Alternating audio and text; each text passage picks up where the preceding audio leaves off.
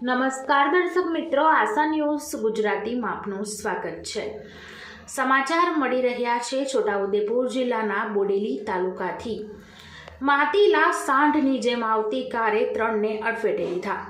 બોડેલીમાં ધાબામાં car ઘૂસી, ચારે તરફ અફરાતફરી મચી, કાર ચાલક કાર લઈને ફરાર। બોડેલી છોટાઉદેપુર હાઈવે ઉપર રસ્તાની બાજુના ખાણીપીણીના ધાબામાં ગઈ રાતે એક કાર ઘૂસી ગઈ હતી, જેથી ધાબામાં નાસ્તો કરી રહેલા 3 લોકો ઇજાગ્રસ્ત થયા છે। જોકે કાર ચાલક કાર લઈને ફરાર થઈ ગયો છે। બોડેલી પોલીસે કારની તપાસ કરી કાર્યવાહી કરવાની તજવીજ હાથ ધરી છે। છોટાઉદેપુર જિલ્લાની આર્થિક રાજધાની ગણાતા બોડેલીમાં મોડી રાત સુધી ખાણીપીણી માટે લારીઓ, ધાબાઓ તેમજ હોટલો ધમધમે છે। સાથે સાથે આખી રાત ટ્રાફિકથી રસ્તાઓ ધમધમે છે। ગઈકાલે મોડી રાત્રે છોટાઉદેપુર હાઈવે પર એક તંબુમાં ચાલી રહેલા ચાઇનીઝના ધાબામાં માતેલા સાંઢની જેમ એક કાર ઘૂસી ગઈ હતી, જેથી ધાબામાં નાસ્તો કરી રહેલા લોકો હેબતાઈ ગયા હતા।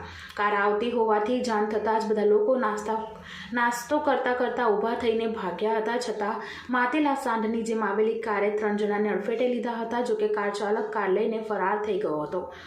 પ્રાપ્ત સીસીટીવીમાં જોઈ શકાય છે કે તારીખ 10/12/2024ની રાત્રે 1 વાગે એક ધાબા પર 3 લોકો નાસ્તો કરવા બેઠા છે, જ્યારે ધાબાની બહારની સાઈડ એક વ્યક્તિ નાસ્તો બનાવી રહ્યો છે, તો અન્ય એક વ્યક્તિ ગ્રાહકોને નાસ્તો આપવાનું કામ કરી રહ્યો છે।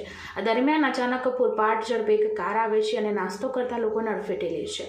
કાર એટલી સ્પીડમાં હોય છે કે લોકો કંઈ સમજે તે પહેલાં જ ધાબામાં અફરાતફરી મચી જાય છે, બધો સામાન વેરવિખેર થઈ જાય છે। જોકે કાર આવતા લોકો દોડધામ મૂકે છે, આમ તેમ ભાગવાનો પ્રયાસ કરે છે, પરંતુ ધાબામાં નાસ્તો કરી રહેલા 3 લોકો ઇજાગ્રસ્ત થાય છે।